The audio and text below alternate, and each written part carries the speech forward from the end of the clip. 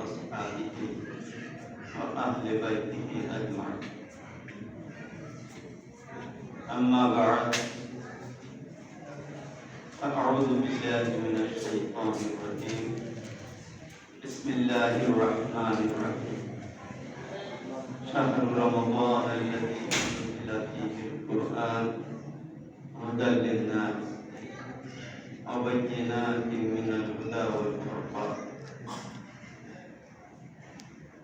صدق الله العظيم. বিড়ালাক্ষী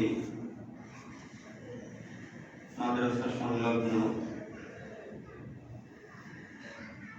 মোল্লাবাড়ি ঐতিহ্যবাহী জামে মসজিদ কর্তৃক আয়োজিত আজকের এই ইফতার মাহফিল ও গণসংবর্ধনা অনুষ্ঠানের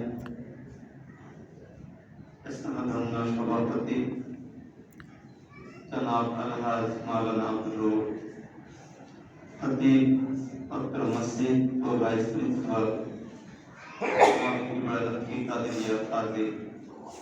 মাদ্রাসা উপস্থিত থাকবেন গণমানুষের প্রান্তীয় নেতা, বারবার নির্বাচিত জাতীয় সংসদ সদস্য জনাব গাজী নজরুল ইসলাম।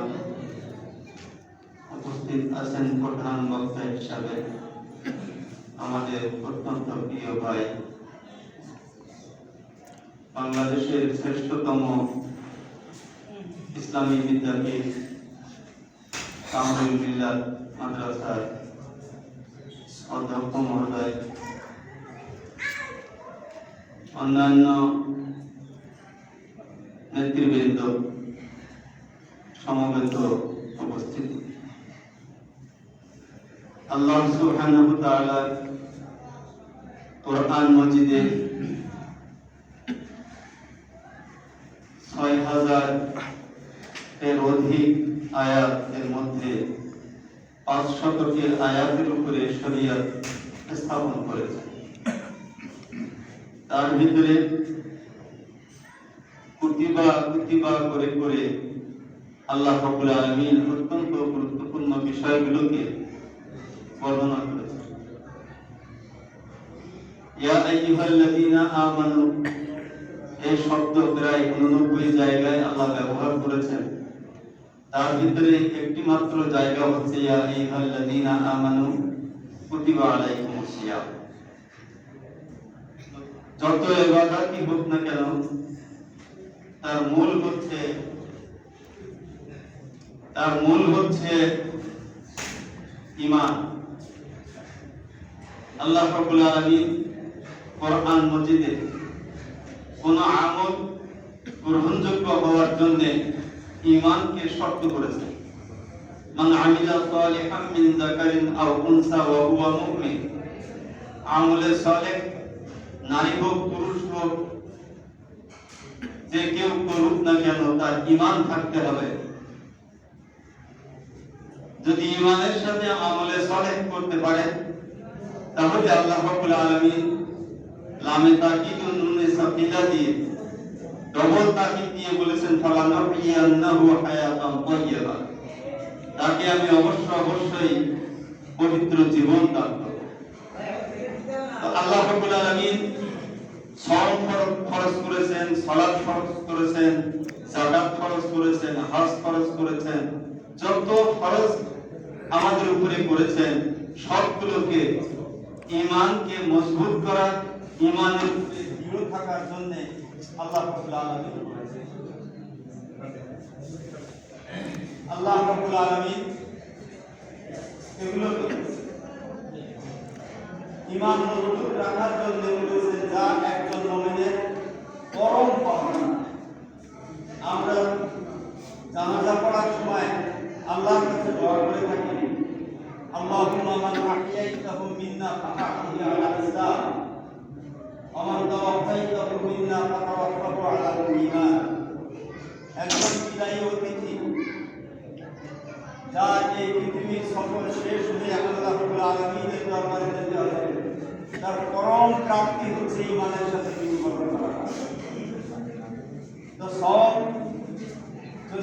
ইমানকে মজবুত করতে না পারে, সালাত যদি ইমানকে মজবুত করতে না পারে, যাকাত যদি ইমানকে মজবুত করতে না পারে, হজ যদি ইমানের উপরে দৃঢ় থাকার জন্য এটাকে উদ্বুদ্ধ না করে, তাহলে এই সমস্ত ইবাদত দিয়ে মানুষ দেখানো মুসলমান হওয়া যায় বটে, কিন্তু আল্লাহ আলামিনের কাছে গ্রহণযোগ্য কোনো ব্যক্তি হিসাবে যেমন গড়ে ওঠা যায় না, মানুষের কাছে যেমন গ্রহণযোগ্য ব্যক্তি হিসাবে সে পরিগণিত হয় না। হযরত আব্দুল কাদের জিলানী রহমাতুল্লাহ আলাইহি বলেছিলেন, ঈমানু সালামাত বরাবে গো এ বরম আহসানাত বরি চুস্তি ও চালাকি এমান। সবচেয়ে চালাক চতুর ওই ব্যক্তি যে ব্যক্তি ছলে বলে কলে কৌশলে ঈমান বাঁচিয়ে কবরে যেতে পারে, সেই হচ্ছে চালাক, সেই হচ্ছে চতুর ব্যক্তি। আল্লাহ রাব্বুল আলামিন সওয়াব খরচ করেছেন ঈমানকে মজবুত করার জন্য, আকিমুস সালাহ বলেছেন ঈমানকে মজবুত করার জন্য, আকিমুদ্দিন বলেছেন এই সমস্ত ইবাদতের মাধ্যমে যে নিজেকে যোগ্য করেছে তার যোগ্যতাকে সমাজে ইনভেস্ট করার জন্য, সমাজে ঠিক সমাজে নিয়োগ করার জন্য আল্লাহ ইকামতে দ্বীনের ব্যবস্থা করেছেন, খরচ করেছেন। যেমন আকিমুস সালাহ বলেছেন নামাজ কায়েমের জন্য, আকিমুদ্দিন বলেছেন দ্বীন কায়েমের জন্য। আমাদের কাছে আমার মনে হয়েছে ঈমান ছাড়া কোনো আমল গ্রহণযোগ্য নয়। এত গুরুত্বপূর্ণ বিষয়, ঈমান বাঁচানোর জন্য কোনো প্রসেস নাই। সালাত কিভাবে হবে, সাওম কিভাবে হবে, সালাতের মধ্যে যদি একটু বেঁকে সরিয়ে দাঁড়ায় তাহলে আর রেহাই নাই। সালাতের মধ্যে কেউ যদি রবিয়া কায়েম করে তাহলে তার সমালোচনার কোনো কোন কিনারা থাকে না। সালাতের মধ্যে জোরে আমিন বলে কি আস্তে আমিন বলে, কোন জায়গায় হাত উঁচু করে আর কোন জায়গায় বাঁধে হাত, এই নিয়ে যত টানা হেসড়া, ঈমান নিয়ে অত টানা হেসড়া নাই। ঈমান আছে কি নাই এ ব্যাপারে কোনো চিন্তা নাই। আসল বিষয় হচ্ছে আমাদেরকে ঈমান মজবুত করতে হবে, ঈমানের উপরে ইস্তেকামাত থাকতে হবে। ইন্নাল্লাযীনা ক্বালু রাব্বুনা আল্লাহ সুম্মা ইসতাকামু, এই ইস্তেকামাতের মাধ্যমেই আল্লাহ রাব্বুল আলামিন পর্যন্ত পৌঁছানো যায়। আর এই ইস্তেকামাতের মাধ্যমেই আল্লাহ রাব্বুল আলামিন আমাদেরকে জান্নাতের উপযোগী করে তোলে। আল্লাহ রাব্বুল আলামিন আমাদেরকে জান্নাতে যাওয়ার জন্য আমাদের ঈমানকে দৃঢ় করে যাবতীয় আমালগুলিকে করার তৌফিক দান করুন। আমার তৌফিক ইল্লা বিল্লাহ। আসসালামু আলাইকুম।